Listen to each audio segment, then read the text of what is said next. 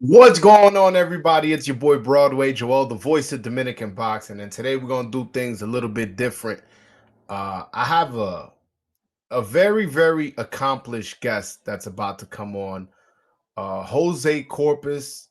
A lot of people may or may not know him, but he is one of the most knowledgeable boxing people that you may or may not know. Jose Corpus is not only a very accomplished author. He's also a boxing historian, and I haven't been this excited for an interview in a while, and I definitely want to get him on. We're gonna talk about boxing history, obviously Dominican boxing history. We'll get in depth. Maybe we'll get some stories you guys never heard, uh, as well as anything else he might have for us, whether it be how boxing was back in the days, and in terms of the business and how it is now. We'll talk a little bit about current boxing. I'm just very excited for this interview.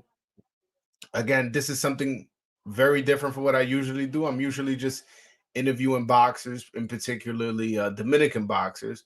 But this is a one that I think the fans will enjoy. I think we're gonna get a lot of jewels out of this because again, this boxing historian is a very knowledgeable guy, and maybe at the end of the show, after you guys just see how knowledgeable he is, maybe I'll ask some fans to come in and ask some questions. But while we wait for his arrival, man, what's going on? Al Montas, que lo que, mi hermano? My man, the Nobody 92, shout out to him. Straight up loyal dude, man. I appreciate both of y'all hopping on, saying what's up. Uh, like I said, man, we'll wait for the guest. But in the meanwhile, while we wait, tomorrow at 10 a.m., I will be interviewing. I'm predicting he's gonna win Prospect of the Year this year. Tomorrow at 10 a.m., I will be interviewing Roan Polanco, who has a fight coming up in March 2nd on ESPN against another undefeated fighter. So for you guys who are not informed, I forgot the guy's name. The guy's name is not something very unique. It's something very unique. That's why I got to look it up. So his name is Tariq Zaina. I'll pull up his box rec so you guys can see who he is. I'm gonna interview him tomorrow. We're gonna discuss his training camp, his opponent, and what plans he has for 2024. I'm hoping they keep him active.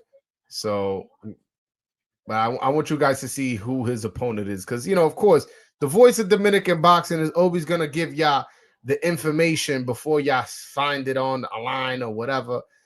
This is his fighter. He is from Morocco. He's from Tangier, Morocco. He currently lives in Tijuana, Baja California, Mexico. So this guy moved from Morocco to Mexico, and he is 6 foot tall. So this is another tall guy he's fighting. This is not the first tall guy that Roan Polanco has fought. He, if you guys remember, when he fought Cesar, what's his name? Oops. Uh, uh, Cesar Francis. Cesar Francis also was 6'1", so he fought. And this guy, his last fight, he beat a guy who was 37, 3-1. The fight before that, he had a draw with a guy who's 13-1. And pretty much every fight before that is kind of just a built-up record. But he is coming off 2 fights with guys with good records. Who these guys are, I'll be honest with you, I don't know who's Marcelino Nicolas Lopez, but he's from Argentina, 37 years old. I don't know. But point is, Roan Polanco, it looks like they matching him tough. They throwing him in against another undefeated fighter. And well, I believe this is his first undefeated fighter with ESPN. But my point is, they're not putting him in with just straight random journeyman.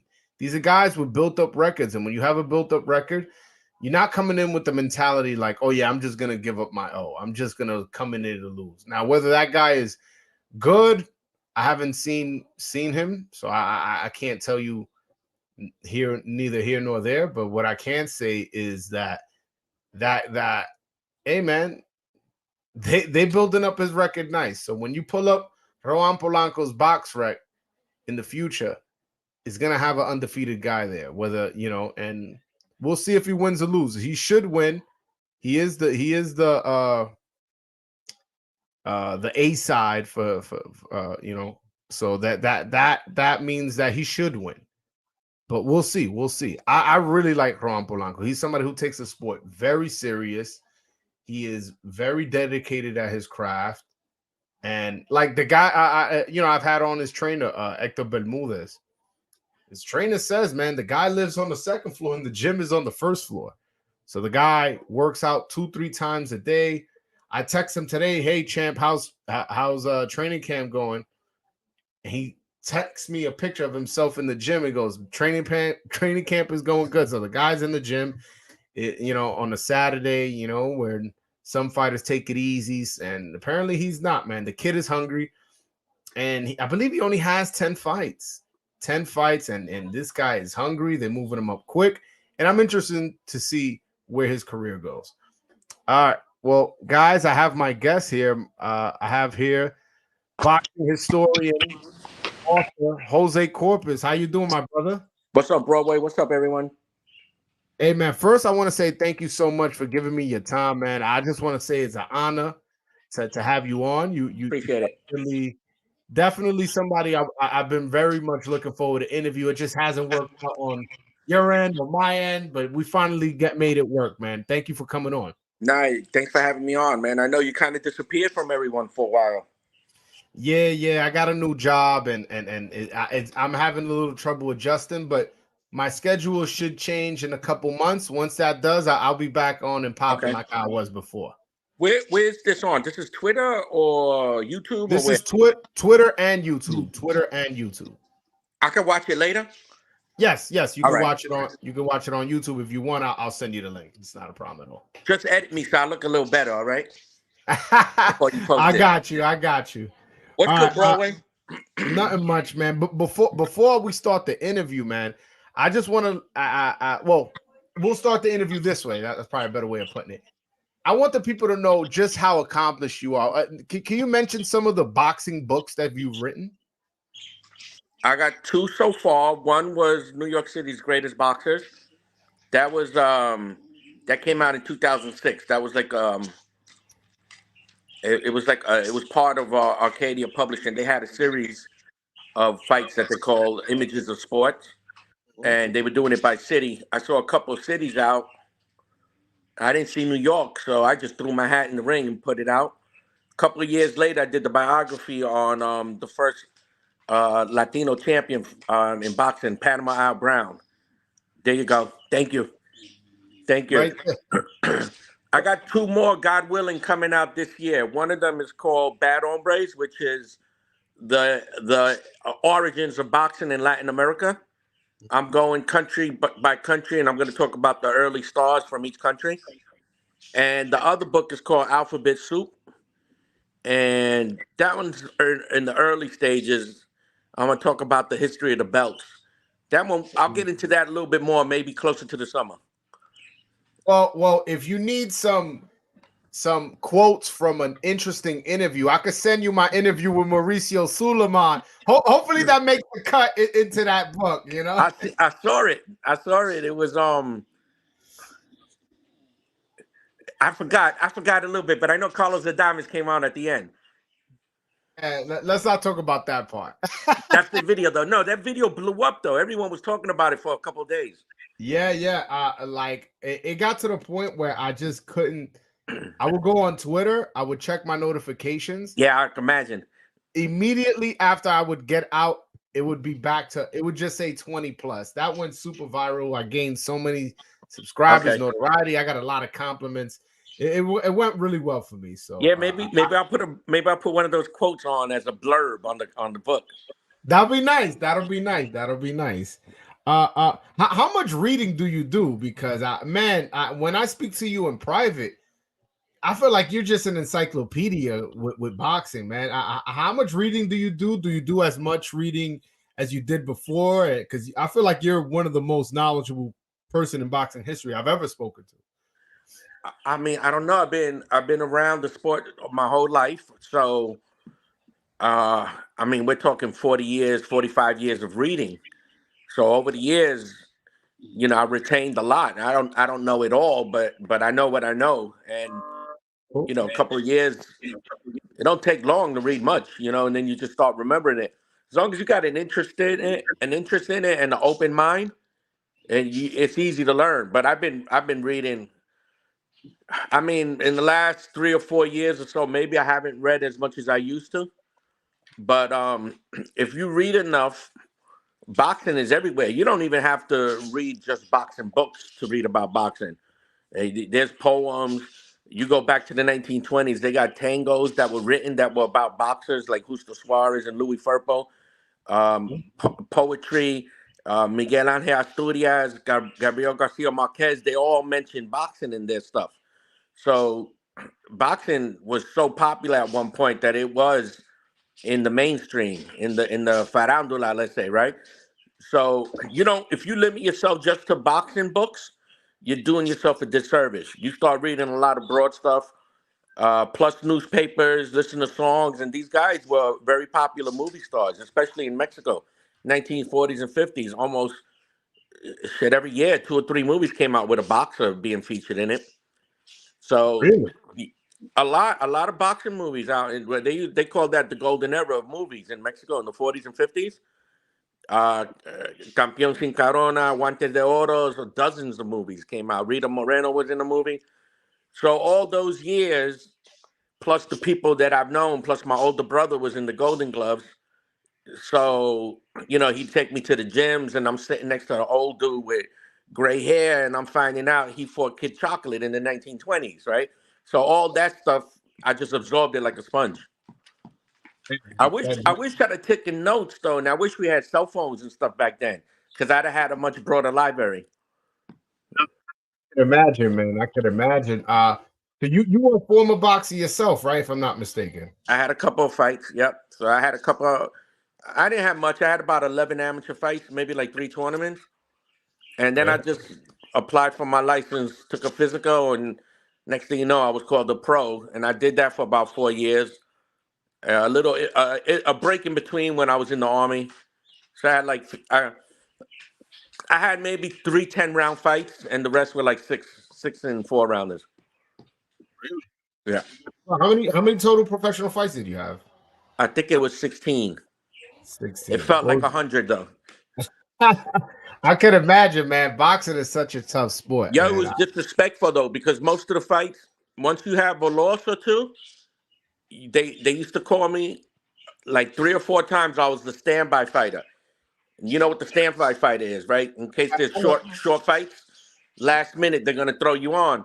So they'd be like, the first fight will be like the first fight or two, they didn't bother. They're not gonna put in the stand in. Then once the crowd starts coming in, if in the first round there was a couple of guys out there and they had a wicked first round or somebody went down, we would have to start warming up. And then it'd be like a false alarm. Okay, they're still fighting. 2 rounds later, another flurry, we'd warm up. A lot of times we warmed up 5 6 times a night. Sometimes didn't even end up fighting. So Get paid?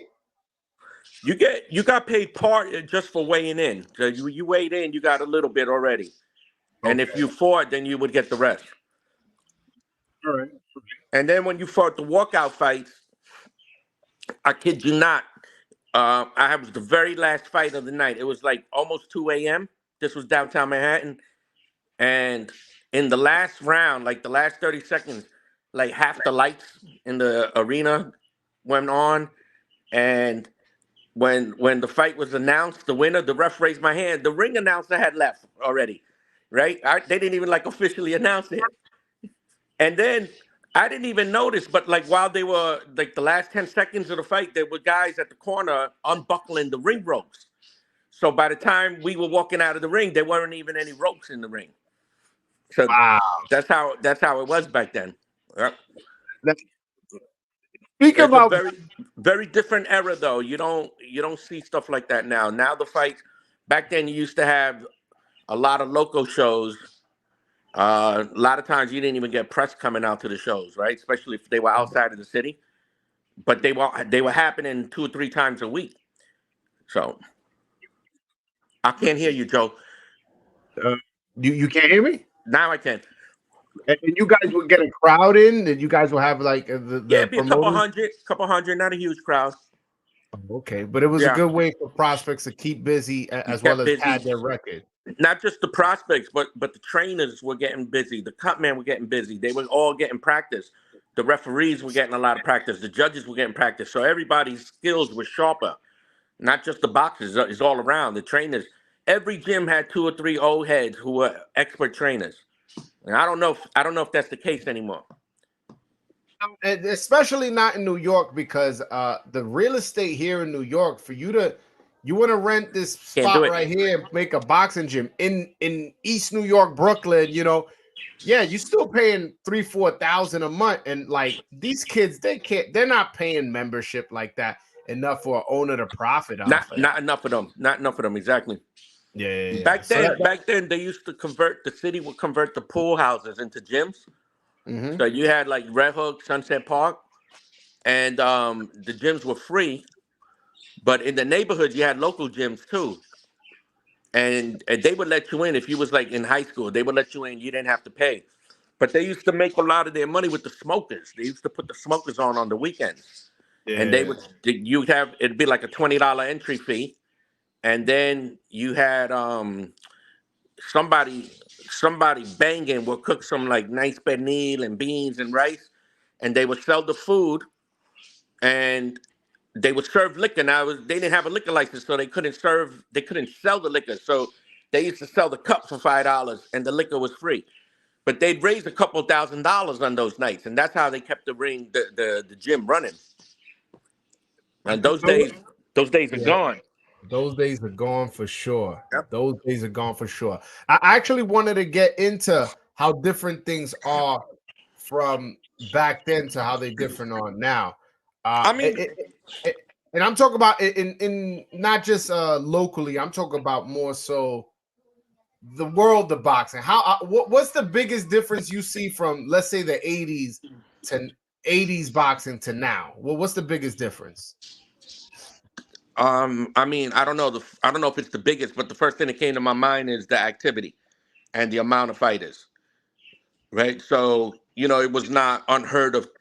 Even Mike Tyson had he turned pro April 85. By April 86, he had like 18 fights, right? So it was not uncommon to have 7, 8 fights a year. So I want to say there's fewer fighters, at least in New York. I'm going by New York, and less amount of fights. That's the first thing that comes to my mind.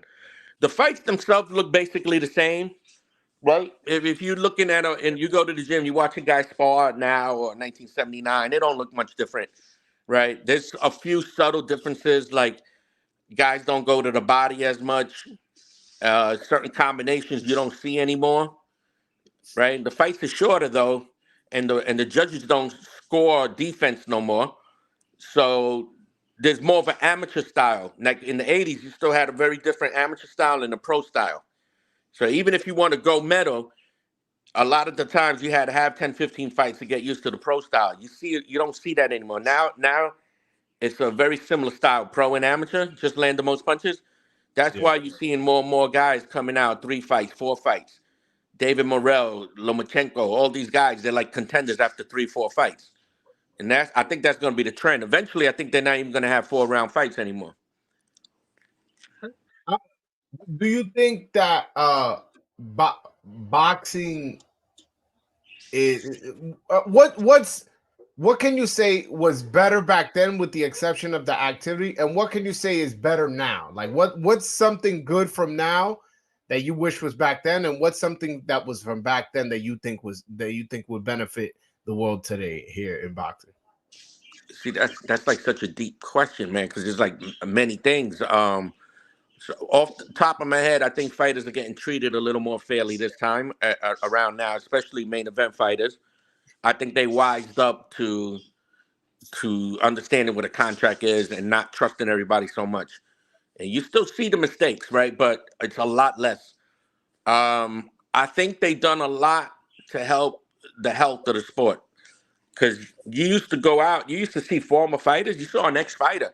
I mean, you could tell he was an ex-fighter. You didn't have to ask him because of the way they walked, the way they spoke, the way they were banged up, right? So you see a lot less of that. They got a couple of nice things like um,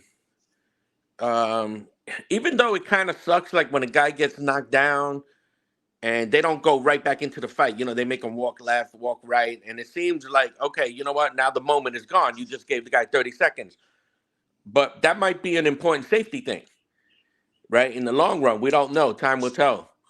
What was better back I don't then? like it, to be honest. I don't like. I know that sounds a bit. How do I say cruel? Like, oh, they just checking. But my thing is, the rules are the rules. We know this is boxing. We know people get hurt. You get your standing 8. You either can fight or you can't. Yeah, I hear you. But so much would have to change. So I think that was the easiest first fix. I think referees got to become a little sharper with knowing what a damaged fighter looks like. Because that whole thing started with the Magomed fight when he fought Mike Perez, In and New York, yeah. I could tell you from the third round something was wrong with him. The way he kept pouring at his face, right, almost like he was trying to wipe away spider webs. And I seen Gerald McClellan do that same movement when he fought Nigel Benn. So there was something going on because it brought back memories. I don't know what the best answer is, but I know New York State suffered a heavy lawsuit. They had to do something for that. So I hear you because in a sense it's like preventing a knockout, Yeah. right?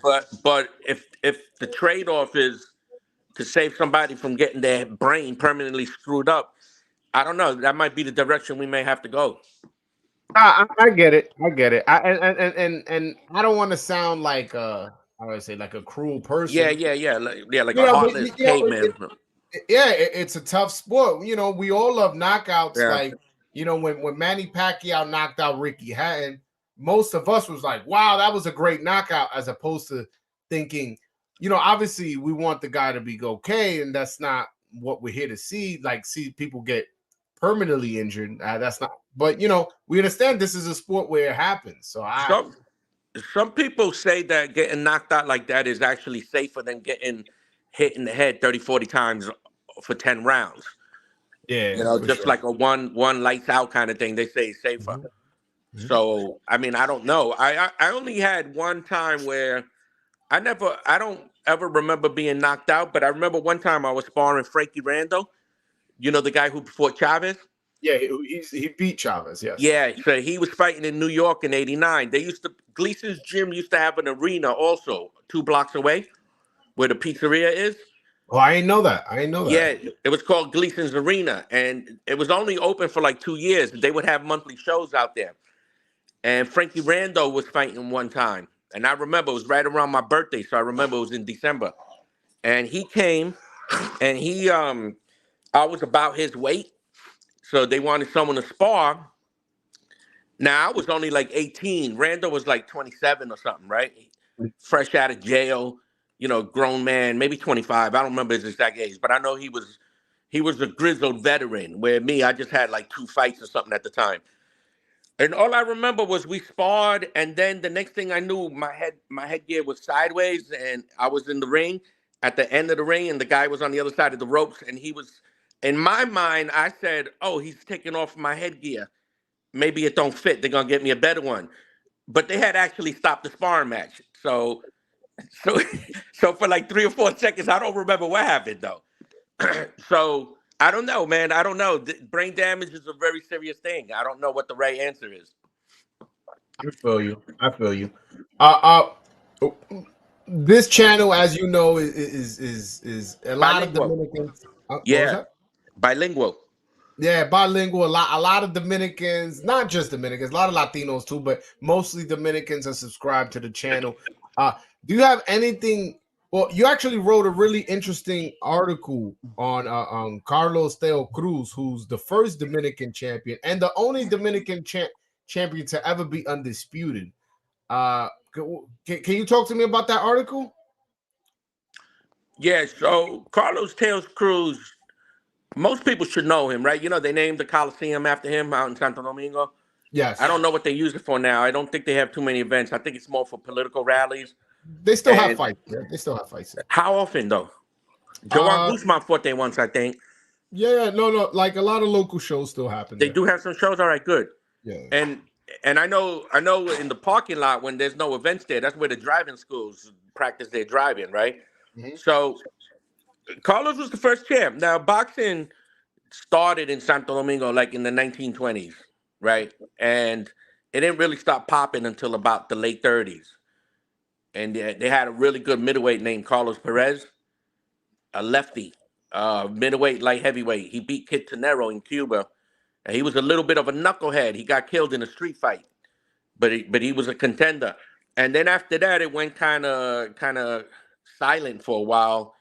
But if you look at the political, remember they were going through some serious stuff with what's that guy's name again? Trujillo. What's his full name again? Trujillo. What? Rafael Trujillo. Yeah, Rafael Trujillo. So there was a lot that was going on and a lot that wasn't going on. So there was some fights, but Carlos Cruz did most. He had to do in order to really prosper. He had to do most of his fighting in Puerto Rico. So even though he was Dominican, I think he might have been more popular in Puerto Rico than he was in the Dominican Republic. He even ended up marrying a Puerto Rican lady for his wife. But yeah, first champion, man, beat Carlos Ortiz and did it in Santo Domingo. Real good fighter. Beat Mando Ramos later on, and then he lost the rematch with a cut. It wasn't even that he lost the fight. Then, unfortunately, he died in a plane, right? So now that plane crash was very controversial. That's what I focused my article on because who was on that plane? It was General Imbed. Imbed was the guy that killed Trujillo. And for many years, a lot of people that like some of Trujillo people were in power and they kept trying to get him. They kept trying to get him. Then all of a sudden, the plane where Carlos Teos Cruz goes down, and who was on this plane? Imbed's daughter, Leslie, and his wife, right? And it was a brand new plane, just flew in. Very suspicious death. So that's what I focused the article on, was on Carlos Teos Cruz and the suspicious nature of that plane crash. Listening, want to read this article, feel free to DM me on Twitter or Instagram for the link. I'll send you the link, man. It is a must read if you're just a boxing history buff, especially if you love Dominican boxing. This is definitely an article you want to read. Very, very well written. Again, DM me on Instagram or Twitter. I will gladly send you the article. It is free. I will DM it to you for free. You don't have to spend a single penny to read this article. It's It is online, I think, still. It was on Boxing News. yes. It came out in the magazine and they put it up. Yeah, sure. real good fighter, man. Real good fighter. Died young, man. Died in his prime. Could you tell me about the significance of him beating Carlos Ortiz, who many people consider to be one of the greatest Puerto Rican fighters of all time? Can you explain to me at that moment who Carlos Ortiz was and how did he perform in that fight? Honestly, that fight in a lot of ways was like I'm trying to compare it to a fight today that was similar, right? Listen, Carlos Ortiz was every bit on the same level as Chavez. You could say that. Julio Cesar Chavez, right? Okay. All Right. right. He was legendary status, right? Whether you think Chavez could beat him or not, it don't even matter. They both in the same conversation. In that same class, you They're in the saying? same exactly. So Carlos Teo Cruz was always just known as a rugged contender. But if you pay attention to his record, you see he's getting better and better every year. And Carlos Ortiz knew that. Carlos Ortiz was one of the few people who knew this dude's gonna give me a real rough fight. And sure enough, Teo dropped him and won the 15-round decision. Unfortunately, the arena was only half full because Trujillo was doing his things back then. A lot of people didn't want to go out too much back then, right? If you ever read Juno Diaz's book, you see when Juno Diaz talks about how Trujillo used to have cars going around, making sure nobody was talking about him and stuff like that. So it was that type of environment. No, big win, big win. The only thing is that I don't think boxing was like at the tip of everyone's tongues at that time yet, right? So otherwise, I think he'd have been like at the tip of everyone's mouth. The way Puerto Ricans speak about Carlos Ortiz, I think Dominicans would speak about Carlos Teo Cruz. Plus, he died young. He died young, so this is a guy like we don't know how much better he could have been. But that win over Ortiz and the win over Mando Ramos are huge wins. Yeah, Hall of Famers, both Mando Ramos and Carlos Ortiz. Would you say that the win over Carlos Ortiz is the greatest win in Dominican boxing history? Yeah, no doubt about it. I don't even think anything comes close. The only knock you might say is that maybe Carlos Ortiz was at the end, towards the end of his career, but he was champ at the time, and very few people expected Carlos Teo Cruz to win. So we can't rewrite history. At the time, it was a huge win, and dominant. It was a dominant win, and no bullshit holding, no controversial decision. He was right in Carlos' face, and that's how he won. He fought a little bit. Picture Agapito Sanchez without the fouling. Okay. All right. Right? Yeah, that's right in your face, nice and tight. Maybe like Rocky Lockridge in later years, and just pick you apart. 6-punch, 8-punch combinations. Tell me your opinion on Joan Guzman, who many regard as the best Dominican of all time. Can you talk to me about what you thought about him as a fighter and how his career played out? One of the most talented guys. I think anybody who's seen him, they will all agree that he was one of the most talented guys. He started running into weight issues though, and some inactivity. I don't know if we ever seen him at his best, but Diablo, that dude could fight. He could move, and if you ever seen him in flesh, up in close and in person, I'm gonna tell you, man, the guy was like, I don't even know who to compare him to. He was fast. He had defense. He was almost like probably could have been everything Wilfredo Gomez turned out to be. Probably with a better chin.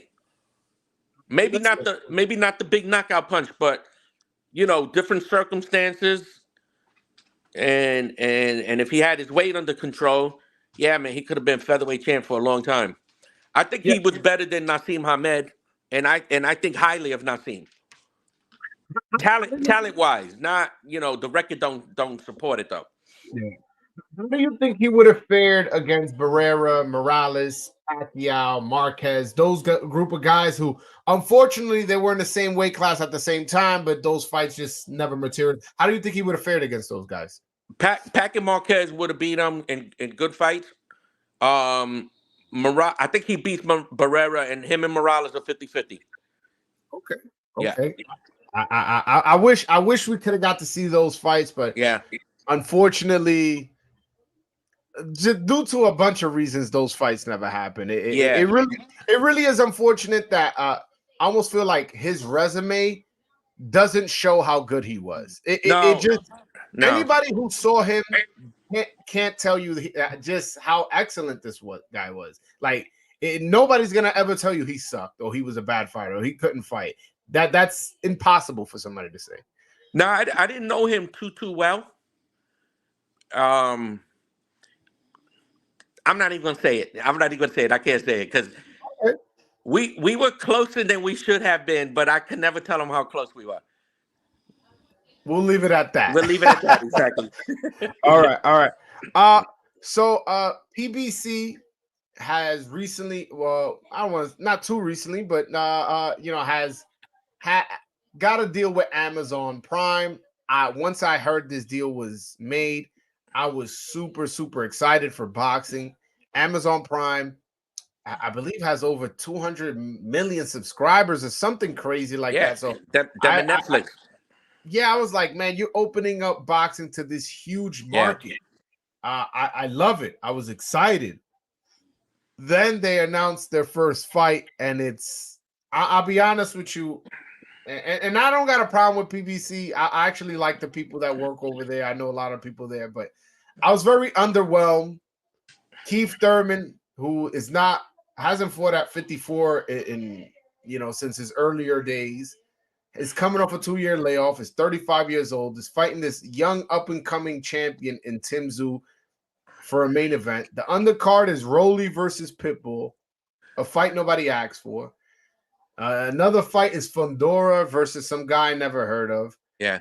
And then you got Erislandy Lara, who I think is also coming off a 2-year layoff. Fighting Zarafa, yeah. Fighting Zarafa. These are all fights nobody either asks for or cares about. And this is a pay-per-view, and this is their debut on Amazon. What's your opinion on this? I think, listen, you got to start somewhere, and I think everybody was hoping they would come out, guns blazing with the best fights. Mm-hmm. I didn't see these fights coming, man. These fights caught me by surprise. I didn't expect to see Thurman against Tszyu. I actually think Raleigh Cruz might end up being a good fight, right? Hey, man, it is what it is, man. Hopefully they could get some better fights down the road. I don't know. We got to support it, though. Hopefully they could get better fights. I didn't have any expectation of what their first fight was going to be, right? I didn't know what to expect, but this was a surprise. I didn't expect these matchups. These came from out of left field. Yeah, I definitely didn't expect that. I was expecting them to come out guns blazing. I was expecting them to give us the Canelo, the Tank, the Crawford. I knew it wasn't going to be Canelo in March, though. That I wasn't expecting, right? But I thought maybe they might be able to put Benavides or somebody. Tank was being talked about. I don't know, man. Let's see, man. Supposedly they got 2 dates in April and May, so maybe they maybe the best is yet to come. Yeah, let's hope.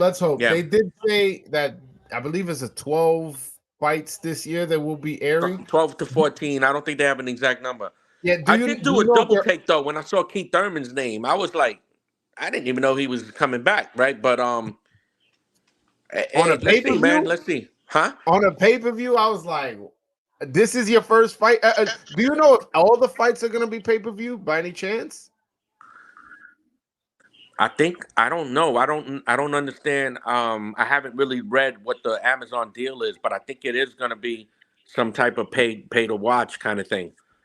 Man, yeah. That would be very disappointing if all 12 to 14 fights are pay-per-view. That would be very, very disappointing. Yeah, that's one bad thing. Going back to what you was asking me earlier, like what's worse today than compared to the 80s or the 90s. That's one thing. It looks like no TV wants boxing anymore.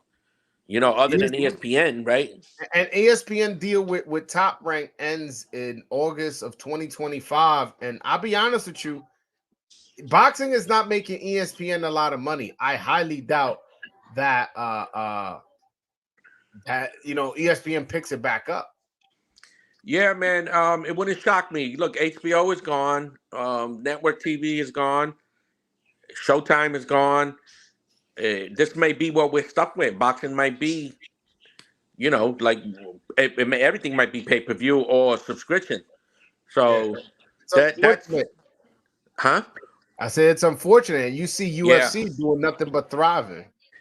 I know, but I think those are mostly all pay-per-view, right? They got a channel, I think, that puts out the lower base fights, but I think the main events are pay-per-views. No, they have fights on ESPN and ESPN Plus, and then the big fights obviously are pay-per-views. They also have like another UFC Fight Pass where but it just seems like they keep getting bigger and bigger, and I see more of their faces online than I do any other fighters. Like I'm not talking about the big stars like Canelo and honestly, Canelo may be the only big star in boxing. Now I think about it. There's other, names. Yeah, I mean Canelo, AJ, Fury, Tank, Ryan, Crawford. Now I don't know how many other guys are like in the mainstream. Like if you went out and asked a normal person in the street. Yeah. Right. So I try not to beat up the game because I've worked on some promotions, right? doing like PR work and stuff, and I know it's a lot of hard work to put in. And I know that the fight could be on one day, off the next day, on the next day, off the next day. This dude wants more tickets for the hotel, more plane tickets. There's a lot of changes, a lot of money, and it's a lot of risk, right? So they got to follow whatever model it is that minimizes their risk. So I can't knock them for whatever business plan they're doing, right? That's like they can't come to my business and tell me how I should be spending the money if they don't have any idea of what might happen and what expense might come out. But I wish I liked watching TV on Saturdays, right? Free TV, Channel 4, Channel 2. But whenever there was a local fight, like at the where what they call the Paramount, the theater, whatever the hell they call it now, Hulu. Every year Yeah, it's got a new name. We used to call it the Felt Forum. The Felt Forum had fights every other Thursday. So we were used to going every other week, $60, $45, $60, $90, whatever, right? Depending on how close you want to be. So whenever a fight was local, we was at the arena, right? So we were kind of used to spending 40, $60. So I kind of look at pay-per-view as that. Um, but now there's not even no fights in New York. I don't remember the last time Madison Square Garden and the Barclays had a fight. I think Berlanga and Zayas had some fights downstairs, but yeah. there ain't much happening out here no more. Yeah, So there's a fight coming up next month with Oshaki Foster and Abraham Nova. But you're right. At New York, we don't get enough fights. I've spoken to many people in boxing who I particularly want them to bring the Dominicans here to New York. yeah, And it's like pulling teeth. Part of it has to do with what you mentioned with the insurance going up with after the Magomed fight that New York got a lawsuit. Now there's a mhm, bunch of red tape you got to go through to sanction a fight here, and maybe throwing a lower level fight here isn't as good because you're spending so much money on the yeah, insurance. Also, the hotels are expensive, hmm food is expensive, cabs are expensive. It's like New York, you're spending a lot of money. yeah, So there's that comes with the sport, unfortunately, here in New York. But I agree, man. It's unfortunate that New York City we don't quite get the big fights. It used to be that we only got the big fights, and I remember when PBC first came into the game, it was like every fight was at the Barclays I Center. know. At least that's how it felt. It felt like Yeah, every Saturday you could go to the Barclays Center yeah, and PBC and it was thrown in. packed, and it was packed Yeah, in there all the time. Yep. yeah. From Danny Garcia had a bunch of Yeah. fights Yep. there. Yep. Keith Thurman, Deontay Sean Wilder. Yep. Porter, Deontay Packed. Wilder, Yeah. all those guys. They So like, and then it's just like out of nowhere, just boom, disappears. I don't know what to tell you, man. I mean, every time I went to the Barclays, it was packed. And Hmm. even when we went to the Felt Forum, everyone Rosario will fight some guy you never heard of, but it'll still be 2,500, 3,000 people there easily. And 2 weeks later, Michael Dokes will be fighting another 3,000 people easily. So I So don't. you think these guys would stay busy fights at the small room in Madison Square Garden in between championship But fights? they used to do. It's what they Wow. used to do. Yeah. They were always fighting there. You look at Rosario's record, you see like easily 10, 12 fights at the Garden downstairs in the Forum. Yeah. Yeah. Wow. Yep. It's unfortunate because I think that's part of the reason why boxing isn't as popular. Uh, the more you see somebody, the more you fall in love with them, the more you become a fan of them. Yep. Now, like you imagine you see somebody in January and you go, "Wow, when's the next time that guy fight?" I'm dying to see him a fight again, and it's like he doesn't fight again until November. Your buzz kind of went down, but That's if you saw him fight in April, then again in September, and then again in December, you're like, this guy is amazing. I went to 4 events, and all 4 events I liked his style and stuff like that. It's unfortunate that fighters now aren't as active. yeah. So I remember one time I was like 10 years old, and there was this guy named Izzy Zerlin. He had equipment company called GNS down on Delancey Street, Okay. and he had a gym on Flatbush. And once per month they would have smokers. And I remember there was a supermarket, like a Key Food or a supermarket right next door to it. And I was like 7, 8 years old. And I remember passing by with my mom at night because she used to do the grocery shopping at night. And every few seconds, you hear "Rah, rah," roaring coming from the second floor. So one time my brother took me there, and yo, it was crazy, man. We watching first. You pay to get in. You get like a hot dog and a Coke or whatever. And you sit down. Everyone's crowded around the ring smoking, and you see motherfuckers like, oh, sorry, I didn't mean to curse, but you see dudes like Sal Manby, Villamar Fernandez going at it for like 3 rounds, and I'm like, yo, I just seen him fighting on TV against Alexis Arguello a couple of months ago. So it was cool that Camacho would come into the to watch the smokers. Juan Laporte would be there. Mark Breland, all these guys would come. So if you went to enough of these local fights and club shows, you didn't have to see the guys just fighting in the ring. You saw them at the fights. So you got to know these guys a lot better. You got to see them a lot more, and it was a lot easier to root for the local guys. Yeah, for Like sure. Burt Cooper used to come down all the time. The heavyweight Burt Cooper. Yeah, Uh, he fought Evander Holyfield. yeah, exactly. And even the Dominicans. There was a bunch of Dominicans. There was Jose the Threat Barrett, Miguel Montilla, Julio Cesar Green, right? And they'd have some fights uptown, and but you would see these guys. It was like it was real cool to just okay, you seen them when you fought on TV, but then the next month you might see them sitting next to you at the fights, and it's not like you got to pay thousands of dollars to go see those fights. Yeah, So that was cool to see that that interaction. I don't see so much of that anymore. it, You know.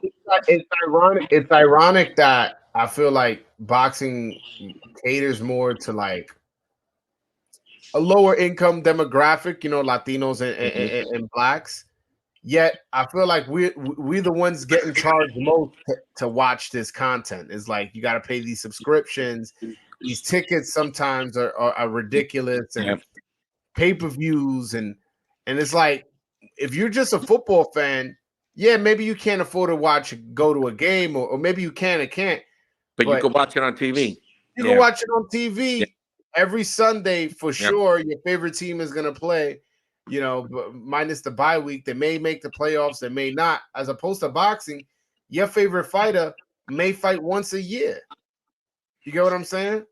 Even and I wish it was just like the Canelo or just Fury who's doing this. It's like you got guys like Carlos Adames who, for whatever reason, last year only fought once. I don't know where that started and why that got like that. I don't know. Limited TV dates. I'm not sure. I don't know, man. I hope that trend ends though. I don't think all those fighters are only fighting once a year because they only want to fight once a year. Yeah. Right? So I think something's going on behind the scenes, some kind of shift that's happening. So I hope that's one thing. I hope that, I hope these guys stay busier. So I Yeah, don't no, know. I don't know what it's gonna take. But TV don't seem to want boxing no more for whatever reason. Boxing got a little bit of cleaning up to do. The decisions a lot of times are very predictable. Um, when there's injuries in boxing, it's pretty bad. And half the writers are like shitting on half the fights. It's like writers. Too many boxing writers got favorites. it's like how about Teddy Atlas, who anytime he has a microphone in his mouth is just trashing the sport. It's like, yo, bro, like what? Listen, I'm not somebody who's opposed to talking bad about the sport, especially when uh something's happening. But yo, it's not. I don't trash a sport every single opportunity I can. The guy. Let me not get started on Teddy Atlas. I'm not sure what's your opinion on him or what's your relationship with him. I mean, look, Teddy took a lot of getting used to. Right. And the first time I met Teddy Atlas was when I was in the gym. I was locker mates with a guy named Chris Shamrock Express Reed, and Teddy used to train him. So I knew I didn't really know him. I knew him. I didn't really know him, but I knew him before he blew up. Right when he left the Catskills and came back to New York. Hardworking guy, real knowledgeable with the game. A little quirky, a little weird. Right. Took a while to get used to him. I wish he would stop bashing the sport too. Right. I don't think you need a. It's like you broke up with a girl. You don't talk bad about her forever. Nobody wants to hear it all the time, right? We know you broke up. We know. We get it. Both of y'all moved on. Um, it's a shame though, because I think he's a real knowledgeable, cool guy to have in the game. And honestly, that's a guy who probably could have been a commissioner or something. I think he just got tired of being left ringside as an announcer, and he could have been put to use somewhere else, man. Real sharp guy, real smart guy, very fair guy. But yeah, he don't let the grudges go. If he got something bad to say about you, he's gonna say it until every damn ear in the world hears it. That's just how he is, though. Yep. Listen, the fact that how he's talked about Mike Tyson's career and almost made Mike Tyson seem like an average fighter if you just Nah, listen to nah, he him. wasn't average. He wasn't average. If he was No, average, he wouldn't talk I about. mean, if you listen to Teddy Atlas, listen, Oh, I'm a Mike you got to Tyson. put that picture up though. You don't got the Tyson picture up behind you. You're right. I got to put it Yeah, you back got to up. put I'm that a up. Mike Tyson apologist, man. Like, I think people are just look up box rec and look at who he beat and go, Nah, hey, nah, nah. He cleaned out the division when he was a teenager, and he did it coming from a broken home, orphan, basically, right? The dude was amazing. After Jimmy Jacobs died, he went downhill real fast. He got bad marriage, bad managers, bad promoters. Started fucking with drugs, and then it became suicidal. Mike's got some issues, but his peak, very few heavyweights have reached that peak that he did. would it be uh, if I said he's a top 5 heavyweight? Are you looking at me like I'm crazy? No, I mean, everyone got slightly different criteria. There's like 9, 7, 11 guys that you could argue for the top 5, right? Okay. It just depends on what you prefer. Yeah, Tyson's one of the guys you could throw up in there. Yeah, on his best night. And listen, back in the 80s, I used to hang out with guys from the 1940s. Like my first trainer was Tony Pallone, who was #1 contender in the 40s, right? So, I knew guys that had seen Joe Louis in the flesh, had seen Rocky Marciano, had seen Joe Frazier, and they put Tyson right up there with him, right? At his very best. And you're good when you make those other guys look like they don't know how to fight. Tony Tubbs knew how to fight. Tony Tucker knew how to fight. Michael Spinks was really, really, really good. And Mike just blazed them. Like he made them look like they were amateurs. It takes a special talent to do that. Now I know Tony Tucker ain't the greatest heavyweight in the world, but I'll tell you this: I don't think Anthony Joshua is so much better than him. Right? I don't think Deontay Wilder was so much better than Tony Tucker. And Mike was dominating, man. Mike was dominating his era. And like I said, he was 18, 19, 20 years old when he was doing this. He was Yeah. a special fighter, yeah. He became champion at 20 years old by second round knockout. And then 2 years later, at 22, he was already undisputed.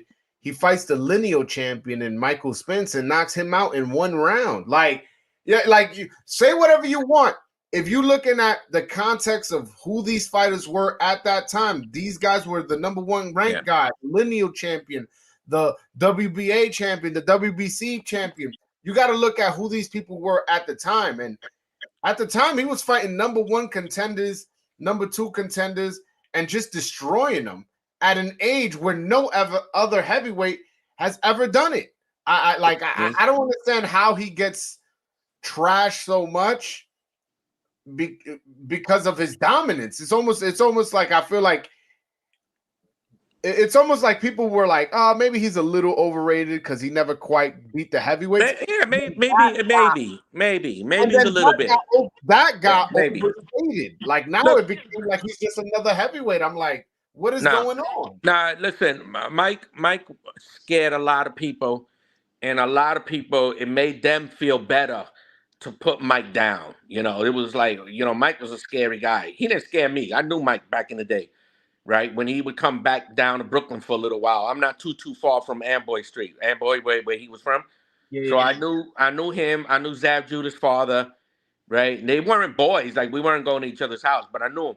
But Mike was a scary dude, right? And I think a lot of people felt better about themselves by putting Mike down. You know what I'm saying? That made them feel better because otherwise, you got to recognize this dude was like from another world, another planet.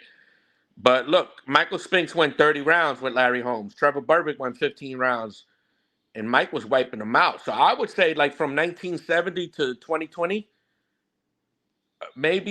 maybe Joe Frazier and Deontay Wilder maybe could take Michael Spinks out in one round. Maybe George Foreman. George Foreman might have caught him early.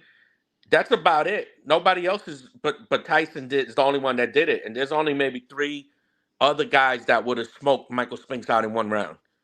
Somebody got to beat Michael Spinks on top of that. And Yeah, Michael now, Spinks is one of the you could say he was a blown up light heavyweight, but yeah, he was heavyweight for a couple of a years. blown up light heavyweight who beat Larry Holmes twice.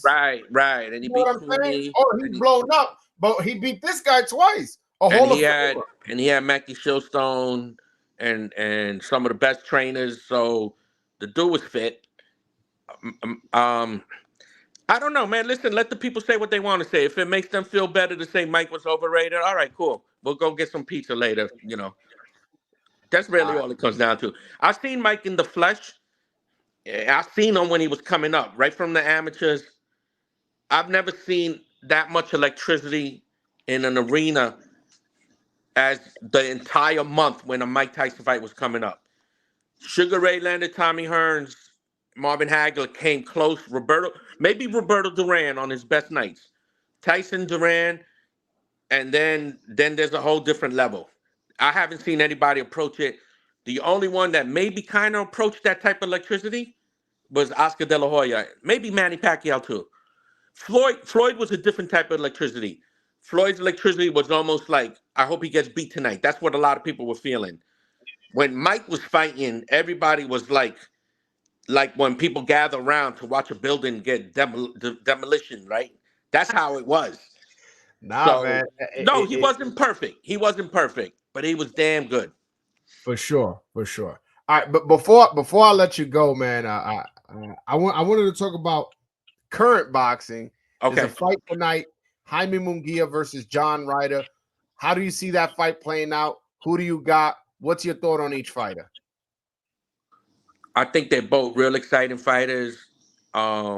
Munguia don't know how to block punches that don't look like sometimes, For sure, he don't. right? So this is a risky fight for him. I think Munguia, I think this fight could either be the guy who lands first or the guy who lands most. Um, I- this is like low level Gotti Ward in a way. These guys are just going to go at it. I think Munguia got a little bit more left though. I would lean Munguia. I can't see it being a bad fight though. There's just if it's a bad fight, it's an accident. That's by accident. There's no way this is going to be a bad fight.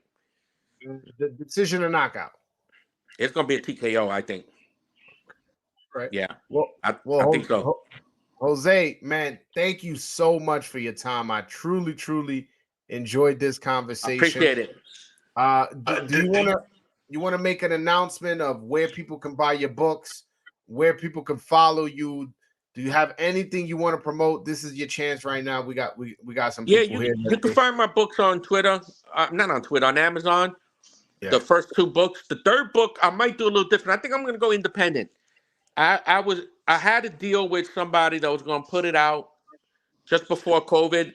Then after COVID, um, they came up with a bunch of excuses to like cut my side, right? My percentage. So I kind of pulled back from the deal because I didn't want to agree to the new deal and they didn't want to honor the old deal.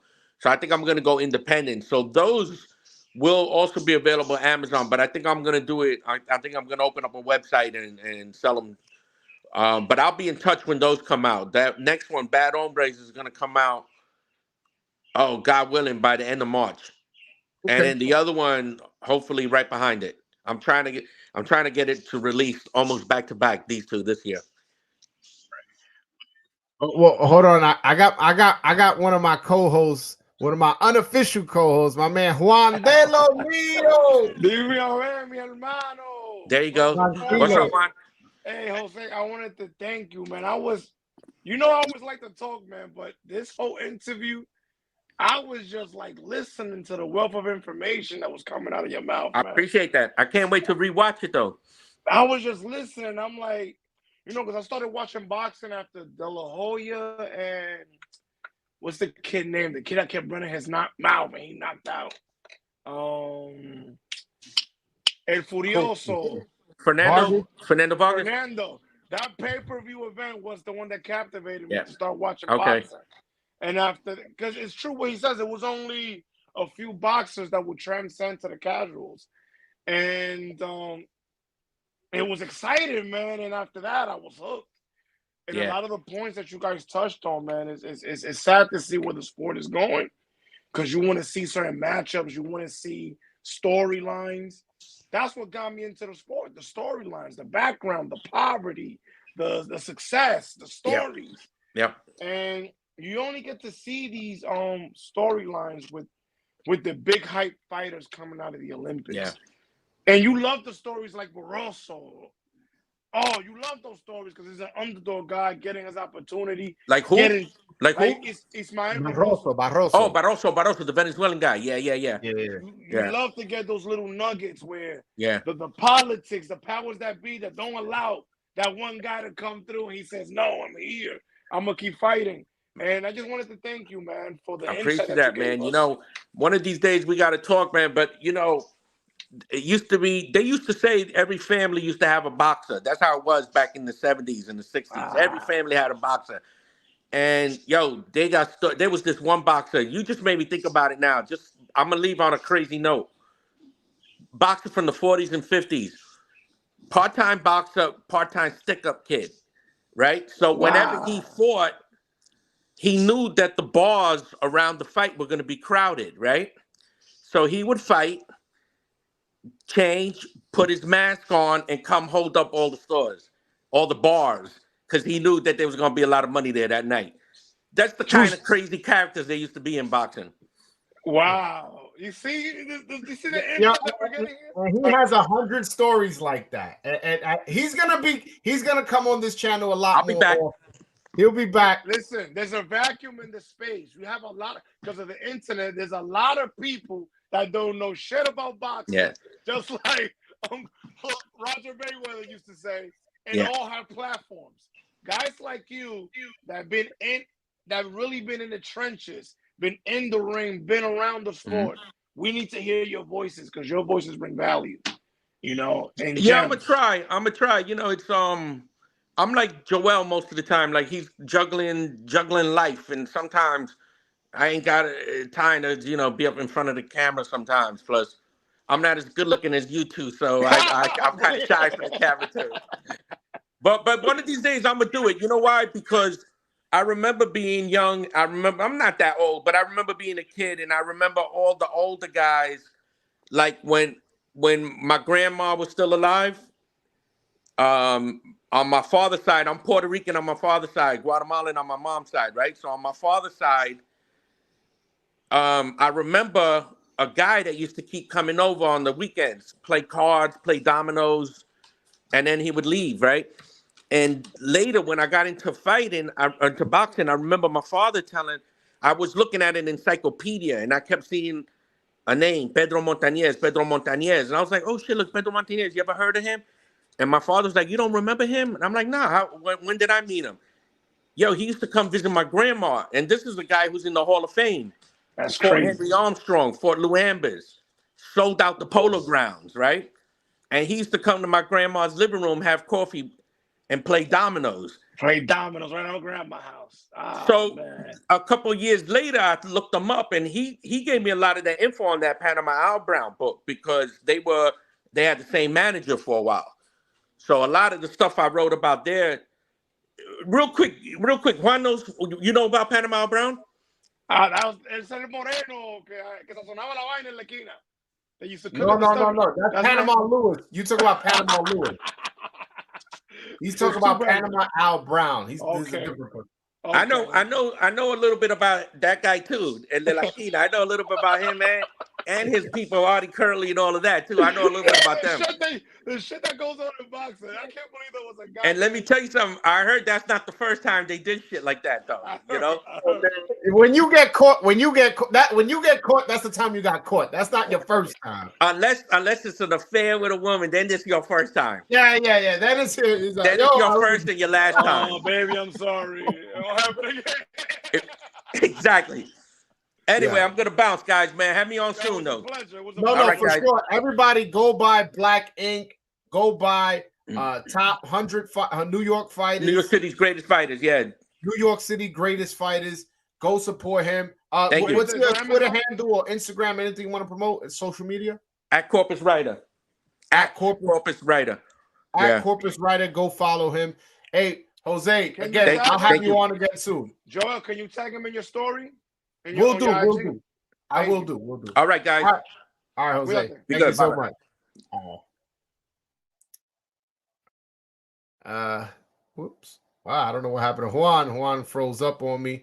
But that's the end of the show, man. I try to bring value that other people don't have.